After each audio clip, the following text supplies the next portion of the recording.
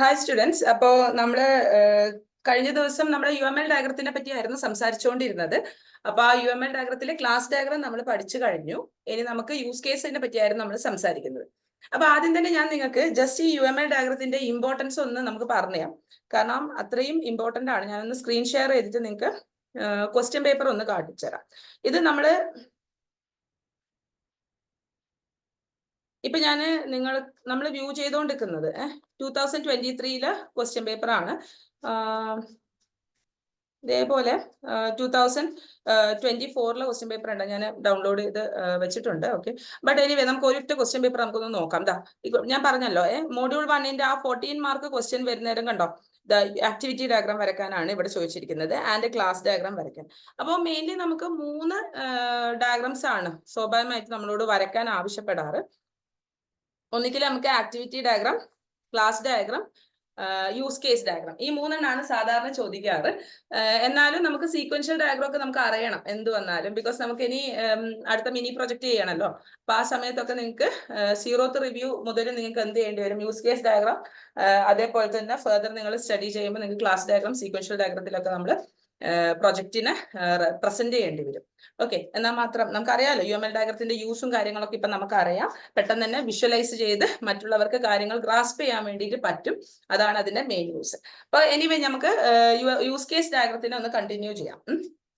Okay, അപ്പൊ നമ്മൾ കഴിഞ്ഞ ദിവസം കുറേയൊക്കെ യൂസ് കേസ് ഡയഗ്രത്തിന്റെ കാര്യങ്ങൾ നമ്മൾ പറഞ്ഞിനി. എന്നാലും നമ്മൾ ജസ്റ്റ് ഒന്ന് റിവൈസ് ചെയ്തിട്ടാണ് മുന്നോട്ടേക്ക് പോകുന്നത്. അപ്പൊ യൂസ് കേസ് ഡയഗ്രത്തിൽ നമ്മൾ പറഞ്ഞത് ഒന്ന് നമുക്ക് നൊട്ടേഷൻസ് എന്തൊക്കെയാ വരുന്നത് വിചാരിച്ചു കഴിഞ്ഞാൽ, ഒന്ന് നമുക്ക് യൂസ് കേസ് ആണ്. യൂസ് കേസ് എന്ന് പറഞ്ഞാൽ എന്തായിരുന്നടാ, ഫങ്ഷനാലിറ്റി കാണിക്കുന്നതാണ് അല്ലെ. ഫങ്ഷനാലിറ്റി എന്താണ്, ആ ഒരു എൻറ്റിറ്റി ആയിട്ട് ഉള്ളത്. ഇപ്പം അതൊരു പേഴ്സൺ ആവാം, അല്ലെങ്കിൽ ഒരു ഓർഗനൈസേഷൻ ആവാം, അല്ലെങ്കിൽ ഒരു ഇൻസ്റ്റിറ്റ്യൂട്ട് ആവാം. അപ്പൊ ഒരു എൻറ്റിറ്റി ചെയ്യുന്ന പ്രവൃത്തി അല്ലെങ്കിൽ ഫങ്ഷൻസ് എന്തൊക്കെയാണോ അതിനെയാണ് നമ്മൾ യൂസ് കേസ് എന്ന് പറയുന്നത്.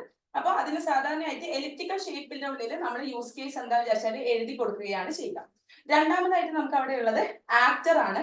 ആക്ടർ എന്ന് പറഞ്ഞു കഴിഞ്ഞാൽ അതിൽ പാർട്ടിസിപ്പേറ്റ് ചെയ്യുന്ന എൻറ്റിറ്റി ഏതൊക്കെയാണെന്ന് വെച്ചാൽ അത് എന്തൊക്കെയാവാന്ന് നമ്മൾ പറഞ്ഞിട്ടുണ്ടോ. പേഴ്സൺ ആകാം എന്ന് പറഞ്ഞിട്ടുണ്ട് അല്ലെ. പേഴ്സൺ ആവാം, അല്ലെങ്കിൽ ഇപ്പം ഒരു ഇൻസ്റ്റിറ്റ്യൂട്ട് ആകാം, അല്ലെങ്കിൽ നമുക്ക് അതൊരു സിസ്റ്റം ആകാം, അപ്പൊ ഓർഗനൈസേഷൻ ആവാം, എന്ത് വേണമെങ്കിലും ആവാം. അപ്പൊ ആ ഒരു എൻറ്റിറ്റീനെ നമ്മൾ സാധാരണ റെപ്രസെന്റ് ചെയ്യുന്നത് ഇത്തരത്തിലാണ് യൂസ് കേസിൽ. പിന്നെ മൂന്നാമതായിട്ട് നമ്മൾ റിലേഷൻഷിപ്പിനെ പറ്റി അല്ലെങ്കിൽ കമ്മ്യൂണിക്കേഷൻ എന്ന് പറയും. അപ്പൊ റിലേഷൻഷിപ്പ് എന്ന് വിചാരിച്ചു കഴിഞ്ഞാൽ ഈ ആക്ടറും യൂസ് കേസിന്റെയും നടുവിലുള്ള റിലേഷൻഷിപ്പ് ഇൻഡിക്കേറ്റ് ചെയ്യാൻ വേണ്ടിയിട്ടാണ് യൂസ് ചെയ്യുന്നത്. അപ്പോൾ റിലേഷൻഷിപ്പ് ഇൻഡിക്കേറ്റ് ചെയ്യാൻ 5 ഡിഫറെന്റ് വേസ് ഉണ്ടെന്ന് നമ്മൾ പറഞ്ഞു. അതിനെ പറ്റിയായിരുന്നു ലാസ്റ്റ് നമ്മൾ സംസാരിച്ചുകൊണ്ടിരിക്കുന്നത്. അപ്പൊ അത് നമ്മൾ കണ്ടിന്യൂ ചെയ്യുകയാണ്. റിലേഷൻഷിപ്പിന്റെ നൊട്ടേഷൻസ്. ശരി, അപ്പൊ അതിന്റെ അകത്ത് 5 ടൈപ്പ് റിലേഷൻസ് ആണ് ഉള്ളത്. 5 ടൈപ്പ് റിലേഷൻഷിപ്സ് ആണ് നമുക്കിവിടെ യൂസ് കേസിൽ ഉള്ളത്. അതിൽ ഒന്നാമത്തത് എന്ന് പറയുന്നത് നമുക്ക് അസോസിയേഷൻ ആണ്. അസോസിയേഷൻ ഒക്കെ നമ്മൾ ഇന്നലെ ഓൾറെഡി പറഞ്ഞു കഴിഞ്ഞു. അസോസിയേഷൻ ബിറ്റ്വീൻ ആരൊക്കെ ബിറ്റ്വീനിലാണ്, ആക്ടർ ആൻഡ് നമ്മുടെ യൂസ് കേസിന്റെ നടുവിലുള്ള അസോസിയേഷൻ. അത് സാധാരണയായിട്ട് നമ്മൾ എങ്ങനെയാ കാണിക്കാറ്, ജസ്റ്റ് ഒരു ലൈൻ ഉപയോഗിച്ചാണ് നമ്മൾ അസോസിയേഷൻ കാണിക്കുന്നത്. അപ്പൊ അവിടെ ചെറിയൊരു കണ്ടീഷൻസ് ഒക്കെ നമ്മൾ പറഞ്ഞിരുന്നു അസോസിയേഷന് വേണ്ടിയിട്ട്. അതാണ് അവിടെ ഇമ്പോർട്ടന്റ് ആയിട്ട് ഉള്ളത്. അതായത് each actor must have at least 1 association ഉണ്ടായിരിക്കണം.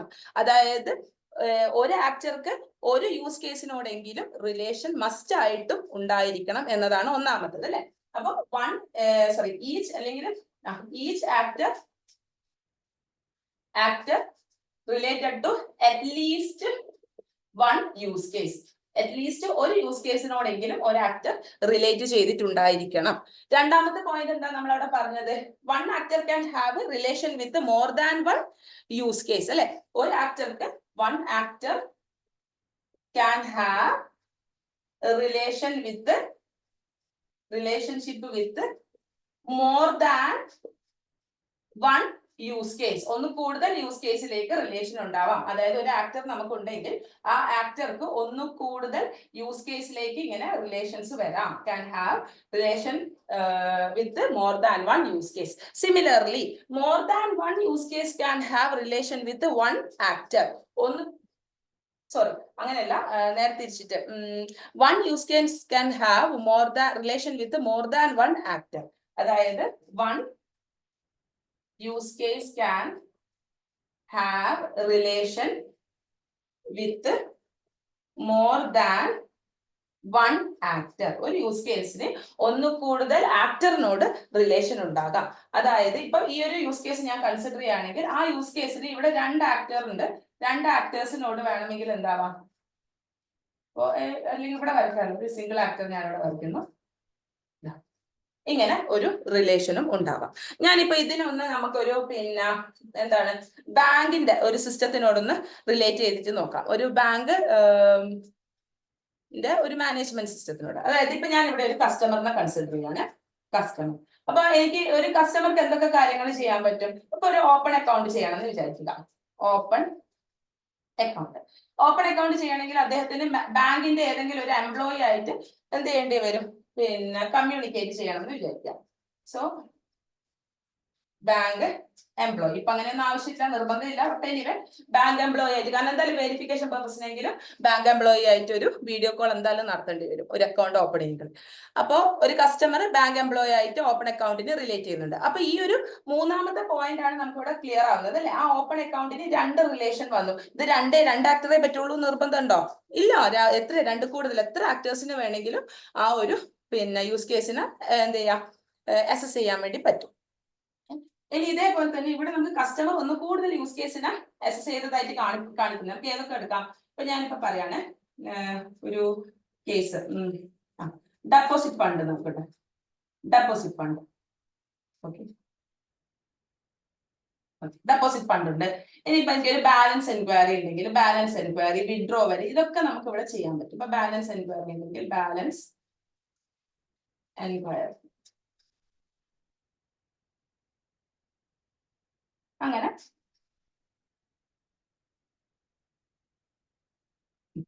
അങ്ങനെ ഒന്ന് കൂടുതൽ വർക്ക് പിന്നെ അവിടെ നടക്കുന്നുണ്ട്. ഓക്കെ, ഇനി നമുക്ക് അടുത്തതിലേക്ക് പോവാം. അപ്പൊ അസോസിയേഷൻ ഇത്രയും കാര്യങ്ങളാണ് നമ്മൾ നോട്ട് ചെയ്യേണ്ടത്. രണ്ടാമതായിട്ട് നമുക്ക് ജനറലൈസേഷനെ പറ്റിയാണ് സംസാരിക്കുന്നത്. Generalisation of an act. രണ്ടാമത്തത് ജനറലൈസേഷൻ ഓഫ് ആൻ ആക്ട്. അതായത് അവിടെ നമ്മൾ പറഞ്ഞിരുന്നു ഒരാൾക്ക് അല്ലെ ജനറലൈസേഷൻ എന്ന് വിചാരിച്ചാൽ one actor can inherit all the role of another actor എന്നാണ്. അതായത് one actor can inherit all roles of another actor. നമുക്കത് ജസ്റ്റ് ഒന്ന് നോക്കാം. ഇപ്പൊ നമ്മൾ ബാങ്കിന്റെ ഒരു കേസ് തന്നെയാണെങ്കിൽ നമ്മൾ കഴിഞ്ഞ ദിവസം അത് സംസാരിച്ചിരുന്നു അതിനെ പറ്റിയിട്ട് അല്ലെ? ബാങ്കിന്റെ ഒരു കേസിലാണെങ്കിൽ നമുക്കൊരു നോൺ റെസിഡൻഷ്യൽ ആയിട്ടുള്ള ഒരു ഫോറിൻ കസ്റ്റമർ ഉണ്ടെന്ന് വിചാരിക്കുക. ഒരു നോൺ റെസിഡൻഷ്യൽ ഫോറിൻ കസ്റ്റമർ ഉണ്ടെങ്കിൽ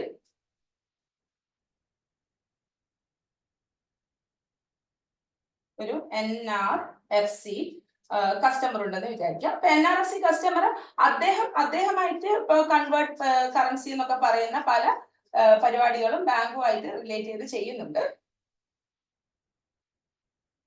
ചെയ്യുന്നുണ്ട്. എന്നാൽ അദ്ദേഹത്തിന് നാട്ടിൽ ഇപ്പൊ സപ്പോസ് ഒരു പേഴ്സൺ നോമിനി ആയിട്ട് വേണം. അതായത് അദ്ദേഹം ചെയ്യുന്ന റോൾസ് ഒക്കെ ചെയ്യാൻ പറ്റുന്ന ഒരു വ്യക്തി വേണമെങ്കിൽ ഹി ക്യാൻ അസൈൻ ഇറ്റ്. ആ ഒരു കേസിലാണ് നമുക്ക് ജനറലൈസേഷൻ എന്നുള്ള ഒരു റോള് വരുന്നത്. അപ്പൊ ജനറലൈസേഷൻ നമ്മൾ സാധാരണ കാണിക്കാറ് ഒരു ആറോ ഇട്ടിട്ടാണ് കേട്ടോ. ഇതേപോലെ ഒരു ആറോ ഇട്ടിട്ടാണ് കാണിക്കുക. അപ്പൊ ഇത് മീൻ ചെയ്യുന്നത് എന്താ വെച്ചാൽ പിന്നെ NRFC കസ്റ്റമറിന്റെ കംപ്ലീറ്റ് റോള് ഈ പർട്ടിക്കുലർ കസ്റ്റമർക്ക് മേക്ക് ചെയ്യാൻ പറ്റും, ആ അക്കൗണ്ടിൽ ചെയ്യാൻ വേണ്ടി പറ്റുമെന്ന്. ഓക്കെ, അതാണ് ജനറലൈസേഷൻ കാണിക്കുന്നത്. ഇനി അടുത്തതായിട്ട് നമ്മൾ മൂന്നാമത്തത് എക്സ്റ്റെൻഡഡ് റിലേഷൻ ആണ് പറഞ്ഞത്.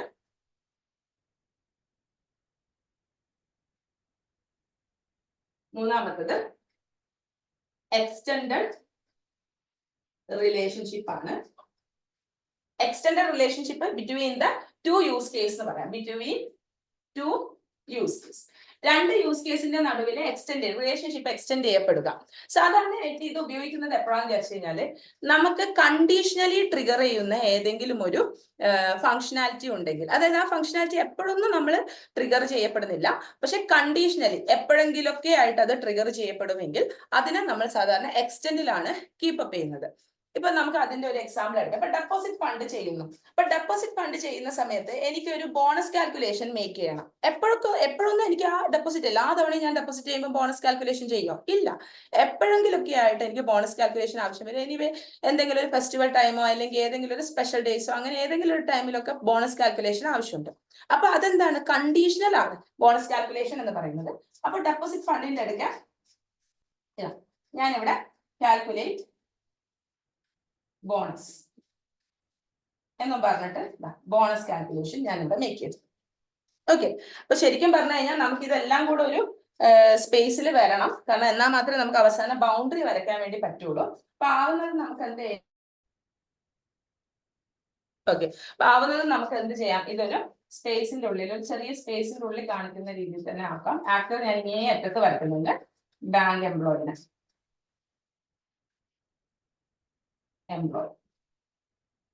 ഓക്കെ. അപ്പൊ കാൽക്കുലേറ്റ് ബോണസ് എന്നുള്ളത് കുറച്ച് അടുപ്പിച്ചിട്ട് ഇവിടെ വരയ്ക്കുകയാണ്. ഇതൊരു ഡോട്ടഡ് ലൈൻ ആണ് യൂസ് ചെയ്യുന്നത്. ഒരിക്കലും നമ്മൾ സോളിഡ് ലൈൻ അല്ല, ഡോട്ടഡ് ലൈൻ ആണ് യൂസ് ചെയ്യുന്നത്. അപ്പൊ ആ ഡോട്ടഡ് ലൈനിന്റെ മേലെ നമുക്ക് എക്സ്റ്റെൻഡ് ഇങ്ങനെ എഴുതി കൊടുക്കാം കേട്ടോ. ഒരു രണ്ട് എന്താണ് നമ്മുടെ ലെസ് ദാനോ സിമ്പിൾ ഇട്ടിട്ട് എക്സ്റ്റെൻഡ് ഇതേപോലെ നമ്മൾ എഴുതി കൊടുക്കുന്നു. എക്സ്റ്റെൻഡ്. അപ്പൊ അത് ഉദ്ദേശിക്കുന്നത് ഈ പറയുന്ന കാൽക്കുലേറ്റ് ബോണസ് എന്നുള്ളത് നമ്മൾ ഡെപ്പോസിറ്റ് ഫണ്ട് ഇൻവോക്ക് ചെയ്യുന്ന എല്ലാ ടൈമും നമ്മൾ ഇൻവോക്ക് ചെയ്യോ, അല്ലെങ്കിൽ എല്ലാ ടൈമും നമ്മൾ അത് യൂസ് ചെയ്യേണ്ട ആവശ്യമുണ്ടോ? ഇല്ല. അതൊരു എക്സ്റ്റെൻഡ് ആണ്. അത് അറ്റ് ടൈംസ് മാത്രമേ നമുക്ക് എന്ത് ചെയ്യണ്ടൂ? ഇൻവോക്ക് ചെയ്യണ്ടൂ. അങ്ങനെയുള്ള ആൾക്കാരെയാണ് നമ്മൾ എക്സ്റ്റെൻഡിൽ കൊടുക്കുന്നത്. അപ്പൊ ഇവിടെ കുറച്ച് പോയിന്റ്സ് നമുക്ക് കീപ്പ് ഇൻ മൈൻഡ് ചെയ്യാനുണ്ട്. അപ്പൊ ഈ എക്സ്റ്റെൻഡ് ചെയ്യപ്പെടുന്ന ആള്, അതായത് ഈ പറയുന്ന ഡെപ്പോസിറ്റ് ഫണ്ടിനെ ആണല്ലോ നമ്മൾ എക്സ്റ്റെൻഡ് ചെയ്തത്. ആ എക്സ്റ്റെൻഡ് ചെയ്യപ്പെടുന്ന ആ ഫംഗ്ഷനാലിറ്റിനെ അല്ലെ യൂസ് കേസിനെ നമ്മൾ ബേസ് യൂസ് കേസ് എന്നാണ് വിളിക്കുന്നത്. അപ്പൊ ഇവിടെ ആണെങ്കിൽ ഡെപ്പോസിറ്റ് ഫണ്ടിനെയാണ് നമ്മൾ ബേസ് യൂസ് കേസ് എന്ന് വിളിക്കുന്നത്. ഓക്കെ. ഇനി ഈ പറയുന്ന കാൽക്കുലേറ്റഡ് ബോണസിനെ നമ്മൾ എക്സ്റ്റെൻഡിങ് യൂസ് കേസ് എന്നാണ് പറയുക. അപ്പൊ ഒരിക്കലും ബേസ് യൂസ് കേസ് എന്ന് പറയുന്നത് എക്സ്റ്റെൻഡിങ് യൂസ് കേസിനെ ഡിപ്പെൻഡഡ് ആയിരിക്കരുത്. ഓക്കെ. ഒന്നാമത്തെ പോയിന്റ് നമുക്ക് അവിടെ നോട്ട് ചെയ്യേണ്ടത് base use case. Base use കേസിനെ വേണമെങ്കിൽ നമുക്ക് ഓർ എക്സ്റ്റെൻഡഡ് യൂസ് കേസിന് യൂസ് ചെയ്യാം കേട്ടോ. Extended use case should not depend on ആര്? Extending use case. Extending use case ആരാണ്? കാൽക്കുലേറ്റ് ബോണസ് ആണ്. അപ്പൊ എക്സ്റ്റെൻഡിങ് യൂസ് കേസിനെ ഡിപ്പെൻഡ് ചെയ്യാൻ പാടില്ല. ഓക്കെ. രണ്ടാമത്തത് ഈ റിലേഷൻ എന്ന് പറയുന്നത്, അതായത് ഡെപ്പോസിറ്റ് ഫണ്ടും അതുപോലെ കാൽക്കുലേറ്റ് ബോണസ് എന്നുള്ളതാണല്ലോ എക്സ്റ്റെൻഡ് ചെയ്യപ്പെട്ടത്. അവരെ റിലേഷൻ കംപ്ലീറ്റ്ലി ഡെപ്പോസിറ്റ് ഫണ്ടിനെ മാത്രമേ ഡിപ്പെൻഡ് ചെയ്യാൻ പാടുള്ളൂ. Okay. The relation must only depend on relationship must only depend on deposit എന്ന് പറയുന്ന ബേസ് യൂസ് കേസിനെ മാത്രമേ ഡിപ്പെൻഡ് ചെയ്യാൻ വേണ്ടി പാടുള്ളൂ. അപ്പൊ ഈ ബേസ് യൂസ് കേസ് മാത്രമേ ഡിപ്പെൻഡ് ചെയ്യാൻ പാടുള്ളൂ, മറ്റേതിനെ ഡിപ്പെൻഡ് ചെയ്യാൻ പാടില്ല, അതായത് എക്സ്റ്റെൻഡിങ്ങിനെ ഡിപ്പെൻഡ് ചെയ്യാൻ പാടില്ല എന്ന് പറഞ്ഞാൽ, അതായത് ഞാൻ എങ്ങാനും ഈ എക്സ്റ്റെൻഡിങ് എടുത്ത് കളഞ്ഞാലും അവിടെ ആ ബേസ് ആയിട്ടുള്ള ഫംഗ്ഷനാലിറ്റിക്ക് ചെയ്യാൻ ഒരു ഫംഗ്ഷൻ ഉണ്ടായിരിക്കണം. അല്ലാണ്ട് അത് വെറുതെ ഇരിക്കാൻ പാടില്ല എന്ന് അതാണ് ഉദ്ദേശിക്കുന്നത്. അതായത് മൊത്തത്തിൽ ഈ പറയുന്ന relation extended relation only depend upon base use case ആയിരിക്കണം. ഓക്കെ അല്ലേ അത്? പിന്നെ നമുക്ക് അവിടെ കീപ്പ് ഇൻ മൈൻഡ് ചെയ്യേണ്ടത് ഓൾവേസ് ഈ എക്സ്റ്റെൻഡിങ് യൂസ് കേസ് എന്ന് പറയുന്നത് ഒപ്റ്റിമൽ ആയിരിക്കണം and will be triggered conditionally ആയിരിക്കണം. അതാണ് അതിന്റെ ഒരു മൂന്നാമത്തെ പോയിന്റ് കീപ്പ് ചെയ്യേണ്ടത്. അതായത് extending use case must be optimal and triggered conditionally. Just ഒന്ന് നോട്ട് ചെയ്ത് വെക്കാം കേട്ടോ. Extending use case must be optimal and triggered conditionally. അതായത് എപ്പോഴും വിളിക്കുന്ന ആളെ അല്ല എക്സ്റ്റെൻഡ് ആയിട്ട് ഉപയോഗിക്കുക. കണ്ടീഷണലി നമുക്ക് ആവശ്യമുള്ളപ്പോൾ വിളിക്കുന്ന ആളെയാണ് നമ്മൾ എക്സ്റ്റെൻഡിൽ ഉപയോഗിക്കുന്നത്. ഇനി അടുത്ത നമ്മളെ നാലാമത്തേതാണ്. ഇപ്പൊ നാലാമത്തേന്റെ അകത്ത് നമ്മൾ പഠിക്കുന്നത് ഇൻക്ലൂഡ് റിലേഷൻഷിപ്പിനെ പറ്റിയിട്ടാണ്. ഇൻക്ലൂഡ് റിലേഷൻഷിപ്പിനെ പറ്റിയിട്ടാണ്. Include relationship in between two use case. അപ്പൊ രണ്ട് യൂസ് കേസിന്റെ നടുവിലുള്ള ഇൻക്ലൂഡ് റിലേഷൻഷിപ്പിനെ പറ്റിയാണ് നമ്മൾ പറയുന്നത്.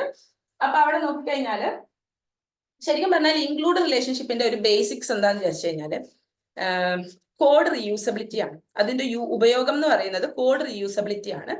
ഇൻക്ലൂഡ് റിലേഷൻഷിപ്പിൽ ഏർപ്പെടുന്ന ആ ഒരു ഫംഗ്ഷനാലിറ്റി എന്ന് പറയുന്നത് അവിടെ എന്തുണ്ട്, ബേസ് ഫംഗ്ഷനാലിറ്റി ഉണ്ട്. ആ ബേസ് ഫംഗ്ഷനാലിറ്റിന്റെ കൂടെ വേറെ ആരും ഇൻക്ലൂഡ് ചെയ്യപ്പെടുകയാണ് നമ്മൾ ചെയ്യുന്നത്. അത് മസ്റ്റ് ആയിട്ടും ആ ബേസ് റൺ ചെയ്യുന്ന സമയത്ത് അത് മസ്റ്റ് ആയിട്ടും കോൾ ചെയ്തിരിക്കണം. അങ്ങനെയുള്ള ആളെയാണ് നമ്മൾ എന്ത് ചെയ്യാം, ഇൻക്ലൂഡിൽ ആഡ് ചെയ്യാം. ഇപ്പൊ ഫോർ എക്സാമ്പിൾ ഇവിടെ നമുക്ക് ഞാനൊരു പുതിയതായിട്ട് ഒന്ന് നോക്കാം, ഒരു വിഡ്രോവലും ആയിക്കോട്ടെ, അതേപോലെ തന്നെ നമുക്ക് വേണമെങ്കിൽ ഡെപ്പോസിറ്റിനും അത് യൂസ് ചെയ്യാം കേട്ടോ.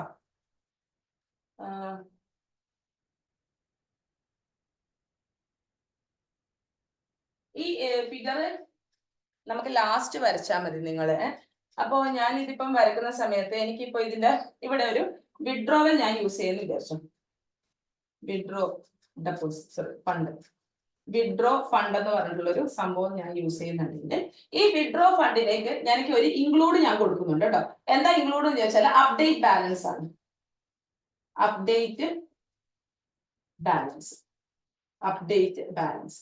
അപ്പൊ ഞാൻ പറയട്ടെ, ഈ അപ്ഡേറ്റ് ബാലൻസ് അപ്പൊ ഇൻക്ലൂഡിന് നമ്മൾ ഡോട്ടഡ് ആണ് കൊടുക്കുക. അപ്പൊ ഇവിടെ നമുക്ക് വേണമെങ്കിൽ ഇൻക്ലൂഡ് എന്നിങ്ങനെ എഴുതി വെക്കാം കേട്ടോ, ഇൻക്ലൂഡ് ആണെന്ന്. അപ്പൊ ഇതിന്റെ ഒരു പ്രത്യേകത എന്താ, അപ്ഡേറ്റ് ബാലൻസിന്റെ എപ്പൊക്കെ വിഡ്രോവൽ നടന്നു, അതൊരു 1 രൂപ ആയിക്കോട്ടെ 10 പൈസ ആയിക്കോട്ടെ, പക്ഷെ എപ്പെങ്കിലും ഒരു വിഡ്രോവൽ പ്രോസസ്സ് നടന്നിട്ടുണ്ടെങ്കിൽ അവിടെ അപ്ഡേഷൻ നടന്നിരിക്കണം, നിർബന്ധമാണ് അല്ലെ. അപ്പോ ഈ പറയുന്ന അപ്ഡേറ്റ് ബാലൻസ് എന്നുള്ളത് ഇൻക്ലൂഡ് ചെയ്യപ്പെട്ടാലും അതൊരു കണ്ടീഷണൽ ട്രിഗറിങ് അല്ല. എപ്പോ വിഡ്രോവൽ നടന്നോ അപ്പൊ അപ്ഡേഷൻ നടന്നിരിക്കണം. പിന്നെ എന്തിനാണ് ഇതെന്നാ, പിന്നെ ഇതിന്റെ ഉള്ളിൽ തന്നെ കൂട്ടിയാൽ പോരെ, അതായത് വിഡ്രോവലിന്റെ കൂടെ തന്നെ അപ്ഡേറ്റ് ബാലൻസ് നമുക്ക് കോഡ് എഴുതി വെച്ചാൽ പോരെ? ഇല്ല, അത് അങ്ങനെ എഴുതി വെക്കുമ്പോൾ നമ്മൾ അത് പല സ്ഥലത്തും റിപ്പീറ്റഡ് ആയിട്ട് ആ കോഡ് എഴുതി വെക്കേണ്ടി വരും. കാരണം അപ്ഡേറ്റ് ബാലൻസ് എന്നുള്ള പരിപാടി നമ്മൾ ഈ പറയുന്ന വിഡ്രോവലിൽ മാത്രമാണോ ചെയ്യുന്നത്? അല്ലല്ലോ, ഡെപ്പോസിറ്റ് ചെയ്യുന്ന സമയത്തും ചെയ്യണ്ടേ, വേണ്ടേ? അപ്പോൾ ഡെപ്പോസിറ്റിനും കൂടി എന്ത് വേണം, ഈ ഇത് യൂസ് ചെയ്യാൻ പറ്റും. ശരിക്കും പറഞ്ഞാൽ ഞാൻ ഈ ഡെപ്പോസിറ്റ് മേലോട്ട് വരച്ചതായിരുന്നെങ്കിൽ എനിക്ക് ഈ ഒരു സൈഡിലേക്ക് രണ്ടും കൂടെ വരയ്ക്കാമായിരുന്നു. അതായത് വിഡ്രോവലിനും അതുപോലെ അപ്ഡേറ്റിനും ആയിട്ട് എനിക്കത് കാണിക്കാമായിരുന്നു. നിങ്ങൾക്ക് അത് വേണമെങ്കിൽ ഒന്ന് ഈ ആയിട്ട് റീഡ്രോ ചെയ്യാം കേട്ടോ. ഡെപ്പോസിറ്റ് എടുത്തിട്ട് എന്ത് ചെയ്യാം, നേരെ ഇവിടെ വരയ്ക്കാം. അപ്പൊ ഡെപ്പോസിറ്റ് ഇപ്പം ഞാനത് ഒന്ന് മാറ്റി വരച്ച് കാണിച്ചു തരാം. ഇപ്പൊ ഫോർ എക്സാമ്പിൾ ഞാൻ ഈ ബാലൻസ് എൻക്വയറി ഒന്ന് മാറ്റിയിട്ട് ഇവിടെ ഞാൻ ഡെപ്പോസിറ്റ് ഇടാണ്, ഡെപ്പോസിറ്റ് ഫണ്ട് ചെയ്യാണ്. അപ്പൊ അങ്ങനെയാണെങ്കിൽ എനിക്ക് ഇവിടെ എനിക്ക് കാൽക്കുലേറ്റ് ഉണ്ട് കേട്ടോ ഇവിടെ ഓൾറെഡി, അതെന്റെ ഇൻക്ലൂഡ് ആണല്ലോ, സോറി ഇൻക്ലൂഡ് അല്ല എക്സ്റ്റെൻഡ് ആണല്ലോ. കാൽക്കുലേറ്റ് ബോണസ് ഉണ്ട് ഓൾറെഡി, ഓക്കെ, അതെന്റെ എക്സ്റ്റെൻഡ് ആണ്. ഇപ്പൊ ഞാനിവിടെ എക്സ്റ്റെൻഡ് കൊടുക്കുന്നുണ്ട്. ഇനി ഈ പറയുന്ന അപ്ഡേറ്റ് ബാലൻസ് എന്നുള്ളത് എനിക്ക് വേണമെങ്കിൽ എന്ത് ചെയ്യാം, ഒരു സൈഡിലായിട്ട് കൊടുക്കാം. അപ്പൊ ഇവിടെ കൊടുക്കാണ് ഞാൻ അപ്ഡേറ്റ് ബാലൻസ്.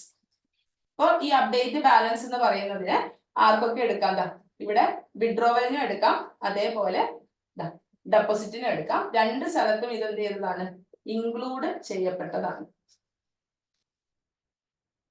ഇൻക്ലൂഡ് ചെയ്യപ്പെട്ടതാണ്. ഓക്കെ, അതായത് കോഡ് റീയൂസബിലിറ്റി ആണ് ഇതിന്റെ ഇൻക്ലൂഡിന്റെ ഏറ്റവും വലിയൊരു ഉപകാരം. ഇതിപ്പോ ഈ പറയുന്ന ഒരു ബാങ്ക് എന്ന് പറയുന്ന ഒരു കേസിനകത്ത് ഇത് മാത്രമാണ് ഇവിടെ വരിക. ഇപ്പൊ നമ്മൾ നോക്കുക, SMS സെൻഡിങ് അല്ലെങ്കിൽ മെയിൽ സെൻഡിങ് എന്ന് പറയുന്ന ഒരു ഇത് ഫംഗ്ഷനാലിറ്റി ഉണ്ടെന്ന് വിചാരിക്കുക, ഒരു യൂസ് കേസ്. നമ്മൾ ഈ പറയുന്ന വിഡ്രോവൽ അപ്ഡേറ്റ് അല്ലെങ്കിൽ ഇനി എന്ത് പ്രോസസ്സ് ഇതിന്റെ അകത്ത് ബാങ്കുമായിട്ട് റിലേറ്റ് ചെയ്താലും അവിടെയൊക്കെ മെയിൽ സെൻഡിങ് അല്ലെങ്കിൽ SMS സെൻഡിങ് എന്നുള്ള ഒരു പ്രോസസ്സ് അവിടെ നടക്കണം അല്ലെ, SMS. അപ്പൊ അതൊക്കെ എന്ത് ചെയ്യാം, ഇൻക്ലൂഡ് പോലത്തെ ഒരു ഫംഗ്ഷനാലിറ്റി ആയിട്ട് കൊടുക്കുന്നതാണ് നമുക്ക് നല്ലത്. ഓക്കെ, കാരണം അതൊന്ന് കൂടുതൽ ആൾക്കാർക്ക് കോൾ ചെയ്യേണ്ടി വന്നേക്കാം, വെച്ചാൽ ഫംഗ്ഷനാലിറ്റിയോട് റിലേറ്റ് ചെയ്യേണ്ടി വന്നേക്കാം. ക്ലിയർ അല്ലേ നമുക്കത്? ഇനി നമുക്കൊരു കാര്യം ചെയ്യാം, ഇനി ഇതിന്റെ ബൗണ്ടറി ഒന്ന് വരച്ചു വെക്കാം. ഓക്കെ, ഇപ്പൊ ബൗണ്ടറി വരക്കണമെങ്കിൽ നമ്മൾ എന്താ ചെയ്യാം, നമ്മൾ പറഞ്ഞല്ലേ കംപ്ലീറ്റ് ഫംഗ്ഷനാലിറ്റീനെ നമ്മൾ എന്ത് ചെയ്യുന്നു, ഒരു സ്ക്വയറിൽ ഇങ്ങനെ, അല്ലെ സോറി സ്ക്വയർ അല്ല റെക്ടാംഗിളിൽ നമ്മൾ ഇങ്ങനെ കാണിക്കുന്നു. അപ്പൊ അവിടെ നമ്മൾ ഇയാൾ വരുന്നുണ്ടോ, ആക്ടേഴ്സ് വരുന്നുണ്ടോ? ഇല്ല, ആക്ടേഴ്സ് വരുന്നില്ല. അപ്പൊ ഇതാണ് ആ ഒരു സിസ്റ്റത്തിന്റെ ബൗണ്ടറി. ഇപ്പൊ ഞാൻ വളരെ ഒരു ബാങ്കിങ് പിന്നെ സിസ്റ്റത്തിനെയാണ് കാണിച്ചിരിക്കുന്നത്. അപ്പോൾ വളരെ സിമ്പിൾ ആയിട്ട് നമുക്കുള്ള നമ്മളെ റിലേഷൻസ് മാത്രം വെച്ചുകൊണ്ട് കാണിച്ചതാണ്. നിങ്ങൾക്ക് ഈ ബാങ്കിങ് സിസ്റ്റത്തിൽ ഇനിയും കുറെ കാര്യങ്ങൾ ആഡപ്പ് ചെയ്യാൻ പറ്റും. അപ്പൊ നിങ്ങൾക്ക് എന്ത് ചെയ്യാം, അതും കൂടി ആഡപ്പ് ചെയ്യാം കേട്ടോ. അപ്പൊ ഇത് നമ്മൾ ഒരു യൂസ് കേസ് വരച്ചു. ഇതേപോലെ തന്നെ നമുക്കൊരു ലൈബ്രറി മാനേജ്മെന്റിന്റെ ഒരു യൂസ് കേസ് വരയ്ക്കണം. അത് പിന്നെ നിങ്ങളൊരു ഹോംവർക്ക് ആയിട്ട് ചെയ്താൽ മതി കേട്ടോ. അപ്പൊ ഞാൻ അതിവിടെ എഴുതുന്നുണ്ട് ക്വസ്റ്റ്യൻസ്, ഹോംവർക്ക് കേട്ടോ. ഹോംവർക്ക് ഡ്രോ ഒരു സെക്കൻഡ് കേട്ടോ.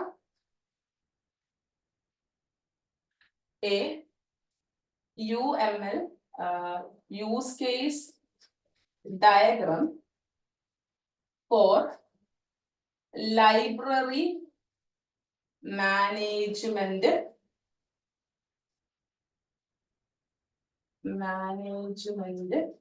system. ഓക്കെ, ഇപ്പൊ ലൈബ്രറി മാനേജ്മെന്റ് സിസ്റ്റത്തിന് ഒരു യൂസ് കേസ് ആയി ഇതേപോലെ തന്നെയാട്ടോ ചോദ്യം വരിക. നിങ്ങളൊന്ന് പ്രീവിയസ് ഇയർ ക്വസ്റ്റ്യൻസ് ജസ്റ്റ് ഒന്ന് എടുത്ത് നോക്കിയാൽ മതിയേ. ഓക്കെ, അപ്പോ താങ്ക് യു. അപ്പൊ ബാക്കിയുള്ള ഇതേപോലെ തന്നെ നമ്മൾ അടുത്ത ഡയഗ്രത്തിനെ പറ്റി പഠിക്കുന്നതായിരിക്കും. അപ്പൊ ഇതെന്തായാലും ഈ എന്താ പറയാ ബാങ്കിന്റെ കേസ് നന്നായിട്ട് മനസ്സിലാക്കിയതിന് ശേഷം, റിലേഷനെ പറ്റി നന്നായി മനസ്സിലാക്കിയതിന് ശേഷം സെൽഫ് ആയിട്ടൊന്ന് ലൈബ്രറി മാനേജ്മെന്റ് ഒന്ന് വരച്ചു നോക്കുക കേട്ടോ.